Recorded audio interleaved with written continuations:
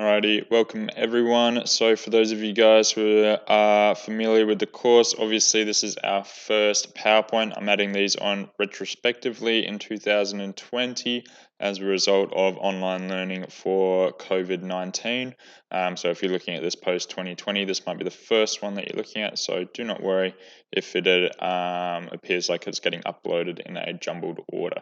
All right, so background study. So we're looking, this is the background study component of the Germany unit. So we're looking at the overview of Germany in a social, economic, and political sense.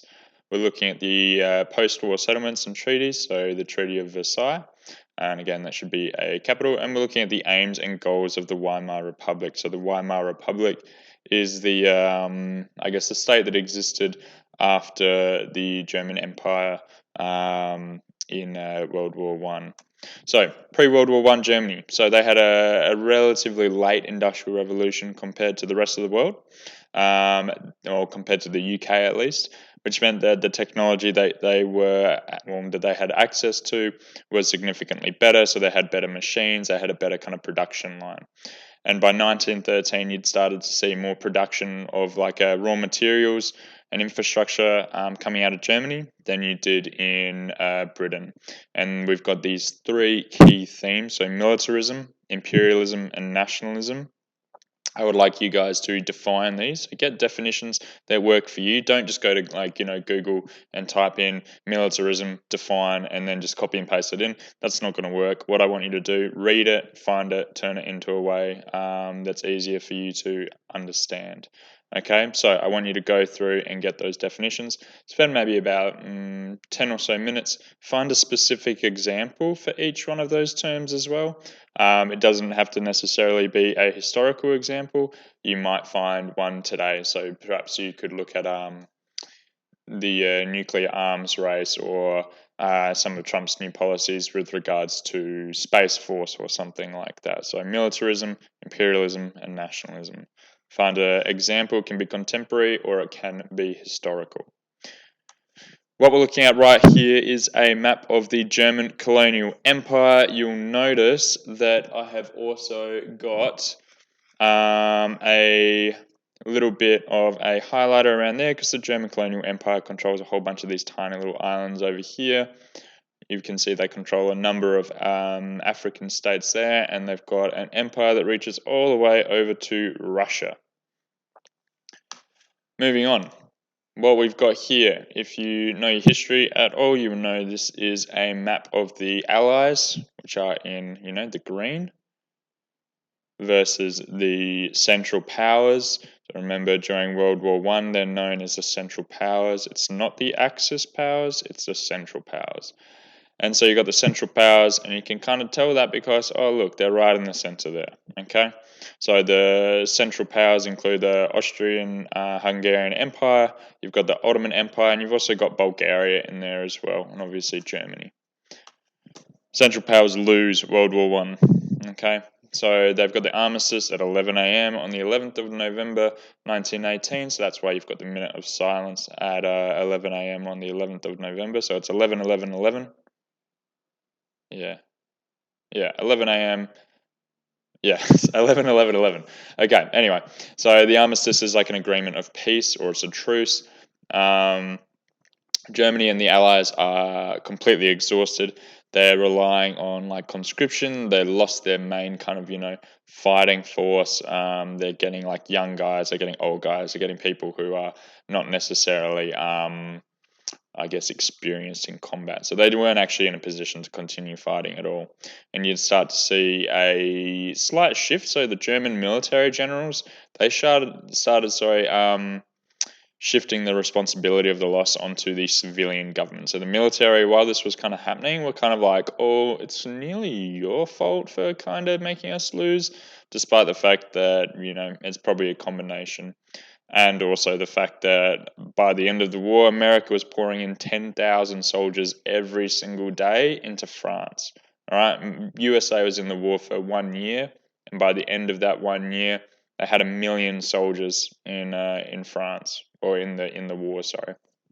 All right, Germany, they had around 2.8 million fatalities. Okay, so not just casualties, They had 2.8 million fatalities. 2 million of those were soldiers, and 800,000 were civilians. You had around 4.2 million casualties, or 4.2 million wounded, sorry. So 4.2 million wounded, 2.8 fatalities. It adds up to quite a significant number. That's around 7 million that either lost their lives or were wounded as a result of the war. Okay, and they were running out of their elite soldiers. And the US comes in, and they've got like all these kind of happy-go-lucky, not happy-go-lucky soldiers, but they've got an actual kind of fighting force that they're sending in and getting ready to go. General Ludendorff is a name that you will see pop up quite a number of times throughout this course. He is a key figure in the Nazi rise to power.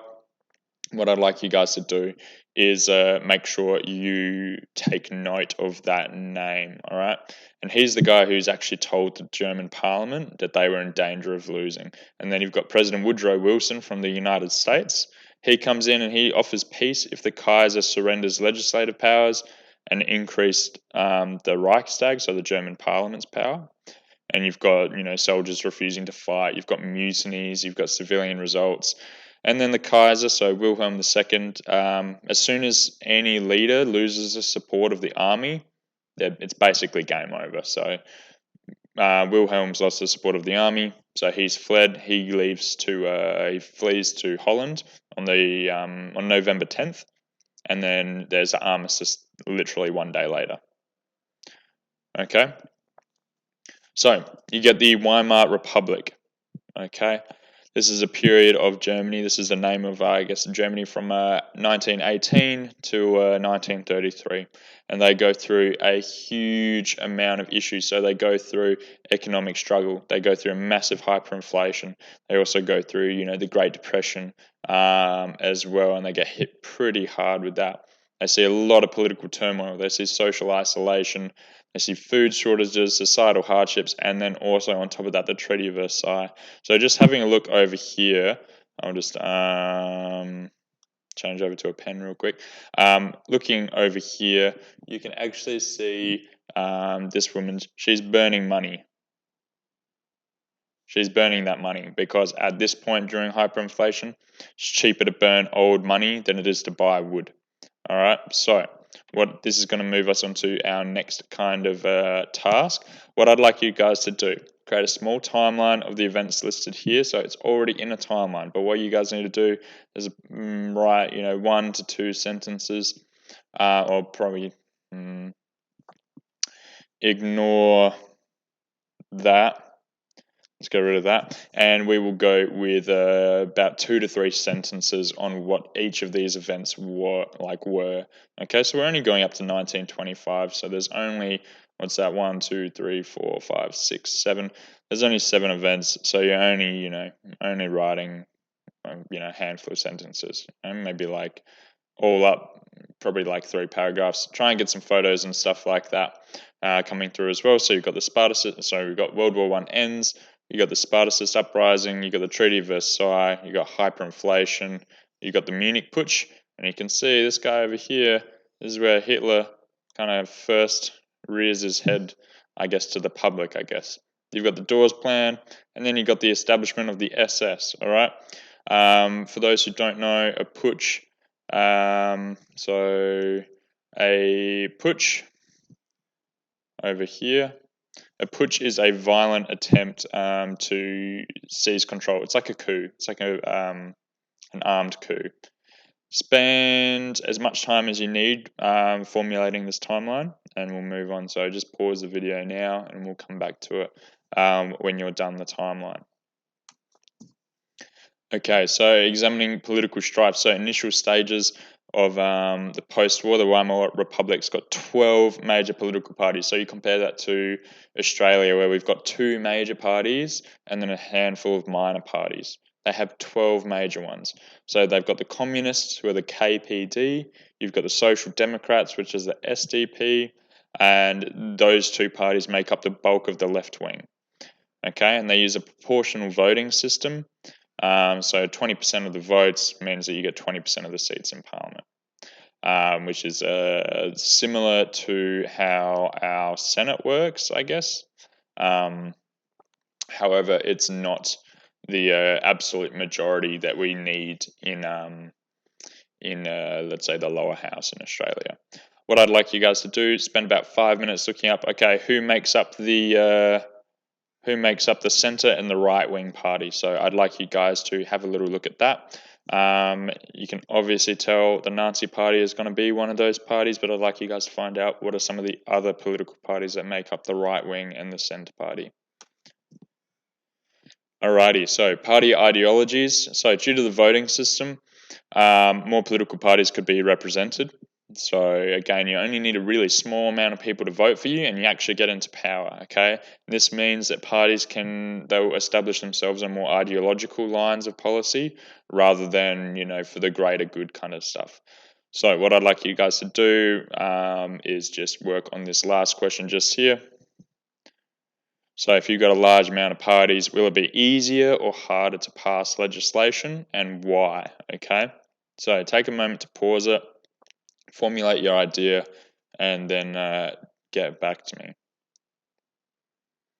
Okay, so if you've paused it, my line of thinking is that if you've got a large amount of political parties, it makes it a lot harder to pass legislation, because to pass legislation, you still need about half of the parties working for you. And if you've got so many different groups like clashing along ideological lines, they won't get anything done. So that's part of the problem that you see in Weimar Germany, is that you've got so many people disagreeing on fundamental party lines that they can't actually work together to do anything. Moving on. All right, so we've got communists. So they want a government run by the people, industries owned by the government. They're against privatization. They want better working conditions for the lower end. They supported more blue collar workers. So a lot of the unemployed people were voting for these parties, and a lot of those blue collar workers were, I guess, the ground for the communists to spread their idea. You've then got the Social Democrats, so these are left-leaning or small L liberal if you're in Australia. So don't think of them like the Liberal Party in Australia. These are the small L liberal. So this is the government's run by elected officials, so representation. You've got key industry being owned and operated by the government. You've got the freedom of religion and press, so you can have people criticize the government to some extent. So that little bit of political freedom or civil liberty there. You get more rights for workers, so I think the establishment of unions and stuff like that. And they're generally supported by a lot of hands-on labourers, that kind of lower middle class, and some religious groups as well. We've got the NSDAP, so these guys are right-wing nationalists. All right, they're attracted nationalists. They support a strong singular government, so a little bit more of an authoritarian style rule.